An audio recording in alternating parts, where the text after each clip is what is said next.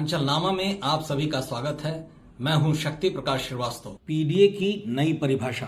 पिछले लोकसभा चुनाव के दौरान सपा सुप्रीमो अखिलेश यादव ने एक नया सियासी फार्मूला प्रयोग में लाया था। वो था पीडीए का मतलब पिछड़ा, दलित और अल्पसंख्यक। इसका उत्तर प्रदेश की सियासत में अच्छा परिणाम भी देखने को मिला। लेकिन ऐसे में जबकि अगले साल प्रदेश में विधानसभा का चुनाव होना है, ऐसे में ऐसा लगता है कि सपा सुप्रीमो अखिलेश यादव ने इस सियासी फार्मूले की परिभाषा बदल दी। अखिलेश की नई परिभाषा के तहत अब ये दलित, पिछड़ा और अल्पसंख्यक के साथ साथ पीड़ित, दुखी और अपमानित लोगों के हितों वाला होगा। समाजवादी पार्टी सुप्रीमो अखिलेश यादव यूं तो मुख्यमंत्री योगी आदित्यनाथ के हर क्रिया पर अपनी प्रतिक्रिया देने की पूरी कोशिश करते हैं। शायद ही कोई मुख्यमंत्री योगी आदित्यनाथ का बयान या क्रियाकलाप होगा जिसका संज्ञान सपा सुप्रीमो अखिलेश ने न लिया हो। अभी हालिया बयान अखिलेश यादव का मुख्यमंत्री योगी आदित्यनाथ के सिंगापुर, जापान दौरे को लेकर था, जिस पर मीडिया से मुखातिब हो उन्होंने कहा कि विदाई के बाद लोग घूमने जाते हैं, लेकिन यह पहले मुख्यमंत्री हैं जो विदाई से पहले ही घूमने चले गए। उन्होंने कहा कि अगर किसी की विदाई हो तो विदाई के बाद वो घूमने जाता है। यह पहली बार देखा जा रहा है कि विदाई से पहले ही दौरा हो रहा है। इतना ही नहीं,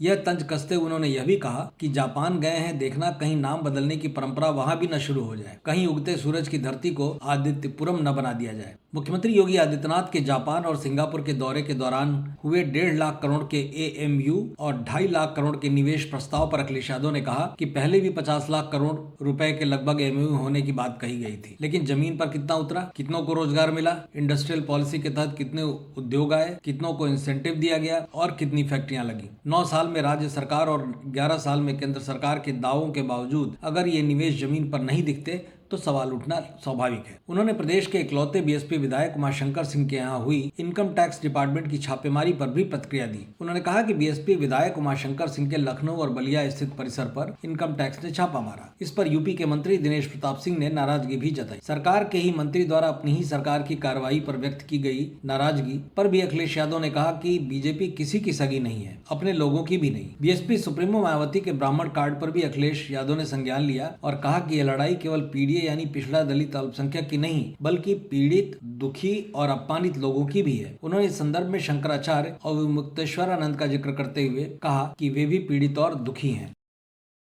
मतलब की बात में आज बस इतना ही। कल फिर मुलाकात होगी इसी समय, इसी चैनल पर। तब तक के लिए नमस्कार।